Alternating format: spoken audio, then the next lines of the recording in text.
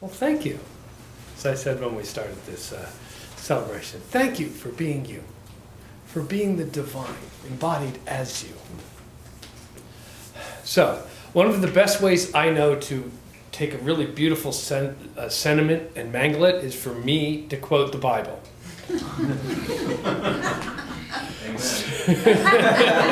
So, I'm going to give you half of one.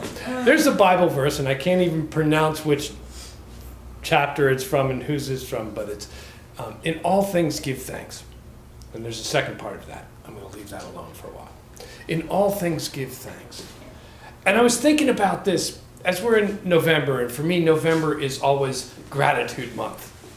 You know, Thanksgiving's towards the end of it, and the other fellowships that I belong to like talk about gratitude day and night in November, you know.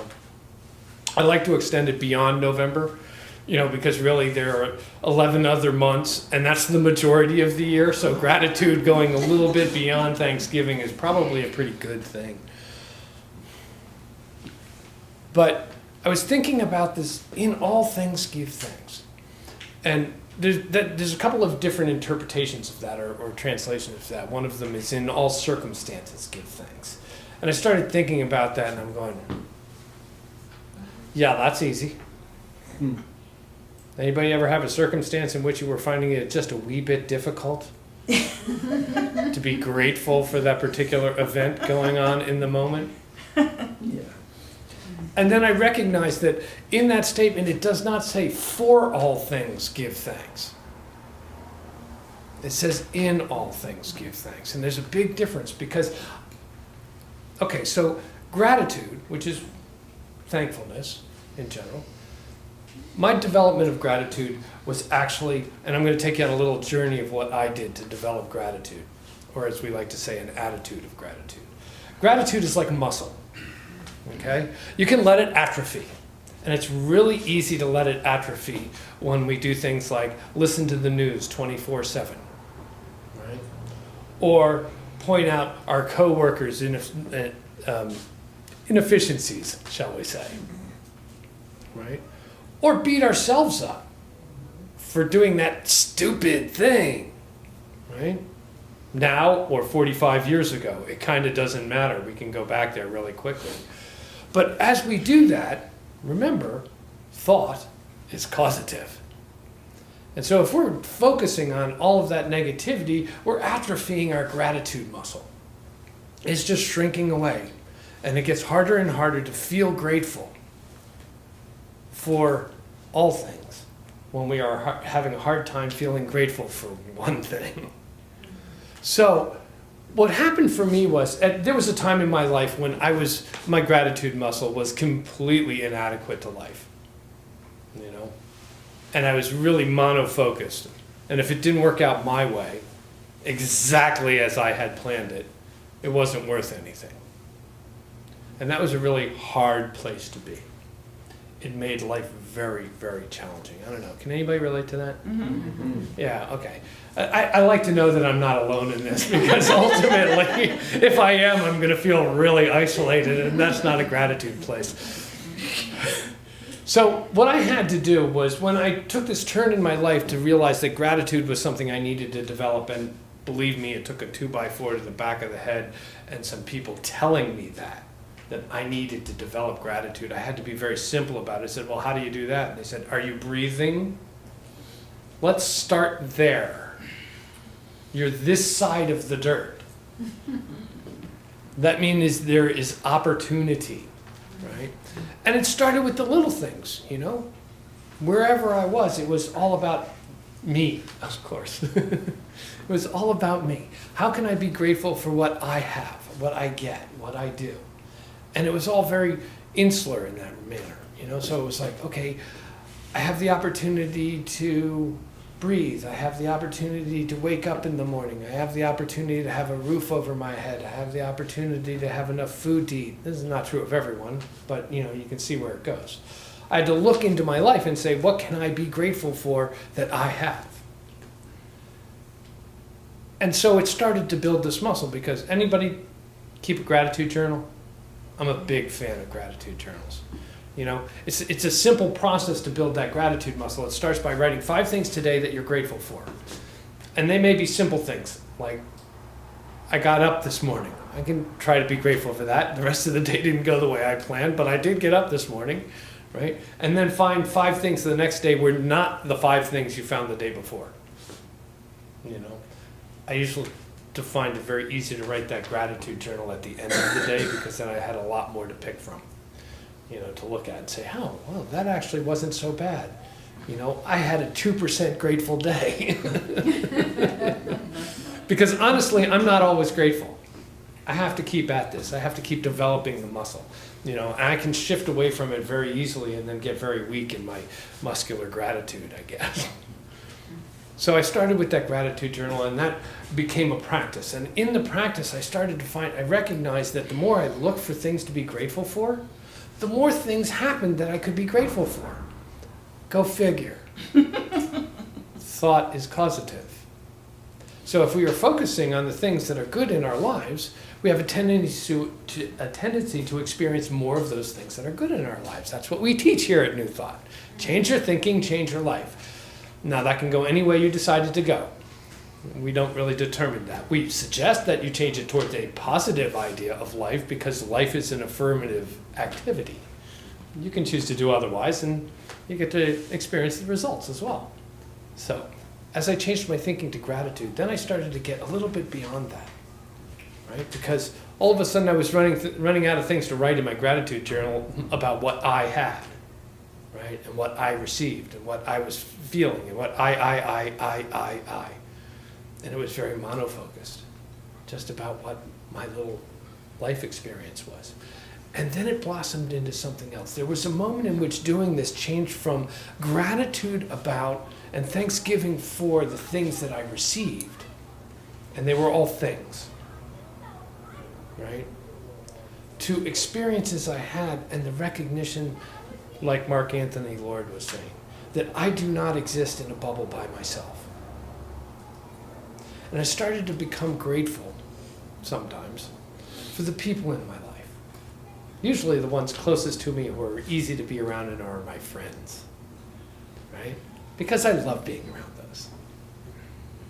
I love being around those people. They buoy me up, they support me. I recognize their support, they recognize my support of them. It's a wonderful thing. Family, all the good things that we like to have around us, and it's fun, right? Those are the people we want surrounding us all the time. And they do, don't they? Not really. So after a while of developing this gratitude, I started to realize that I had to extend it even further. That I had to start becoming grateful for the challenging situations. Okay? And that was a hard step to take. Anybody have trouble being grateful for a challenging situation? Yeah. Mm-hmm. Right? Yeah. And sometimes it takes time. Sometimes I can become grateful for a challenging situation as the distance puts it farther in the rear view mirror, right?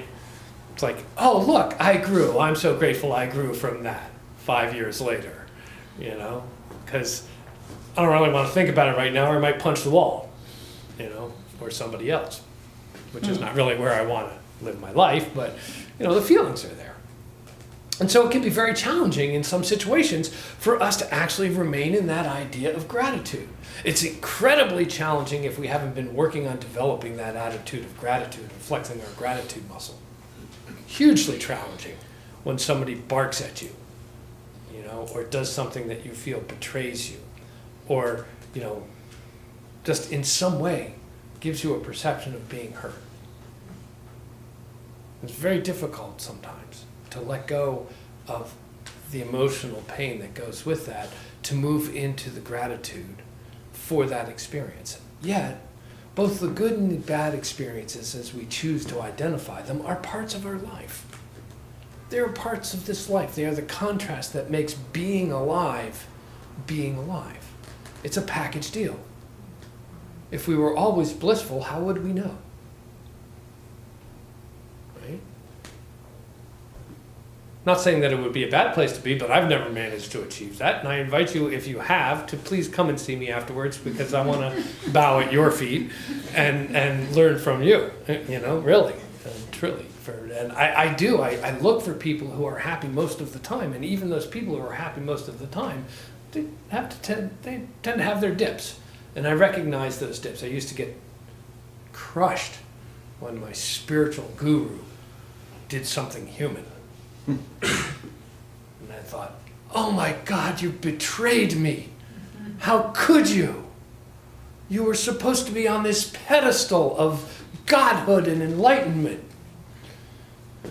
And it felt very low. But then I realized that I could be grateful for that as well.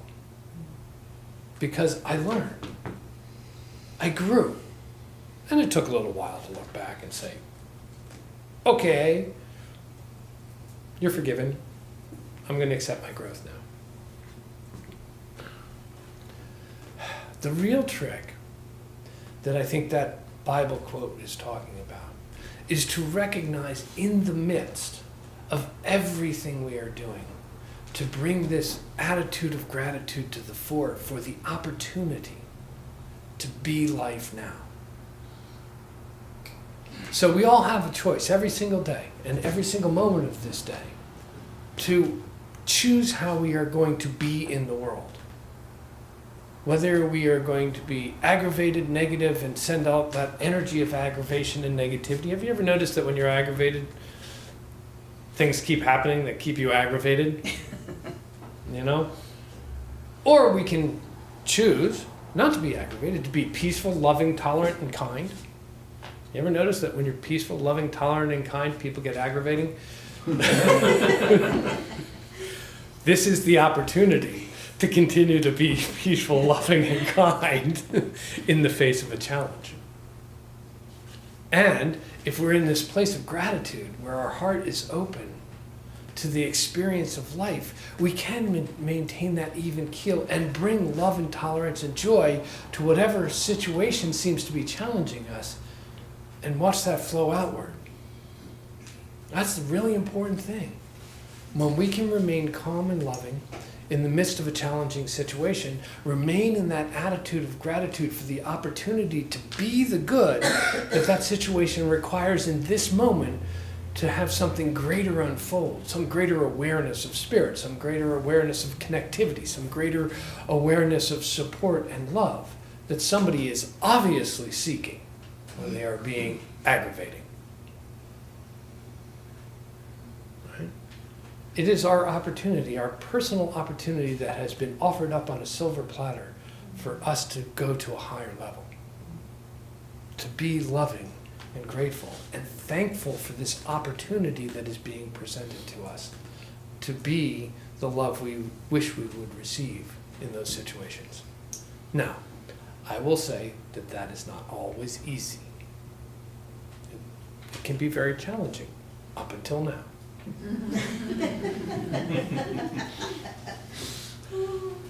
Because up until now, I had been sitting in this self-pity for the terribleness of this beautiful life that has been given me. Or I had been focusing on the woes of the world, not as I experienced them. Think about this too. We listen to the news. This is not how we experience life. Unless you are involved in that specific event, you have no idea what that experience is. You're just projecting. Oh, that's terrible. Look at all those poor starving people in some other continent. Pick one. Like New Jersey. But unless you are there, actually there, working with those people, being part of that situation, it is a projection of what you think the negative feeling would be. Now, you may have experience with things like that, in which case you have a more accurate projection of what you think those feelings might be. Because we are living with those in our mind, and when we live with those in our mind, we are shutting off our gratitude channel. The last thing I want to say about Thanksgiving, because it's coming up and giving thanks, and being in that attitude of gratitude, that I was taught very early on that gratitude is an action word. So one of the things that I've been thinking about, when I went past that gratitude for me and the things that I have, to gratitude for me and the people around me, to gratitude for the experience of life itself, what I recognized is that it put upon me a certain obligation to actually be that in the world. To take from all of that experience of goodness in the world and to go out and to give that back to the world. Because in the same way that our thoughts are causative for our own individual experience, we as beings on this planet are causative for the collective experience that we are going through. So, if something out there in the news has actually excited you or made you fearful or changed your balance in some way, perhaps that's an opportunity. Perhaps that is a call for you to personally bring some of your love and gratitude to that situation to heal it. With the recognition of the unity that we are all one. And then see where gratitude takes you. That's a beautiful thing. Mm-hmm. It is a beautiful thing. I'll end with a different, probably not a Bible quote, but you can find it if you want to. As you give, so shall you receive. Namaste. Namaste.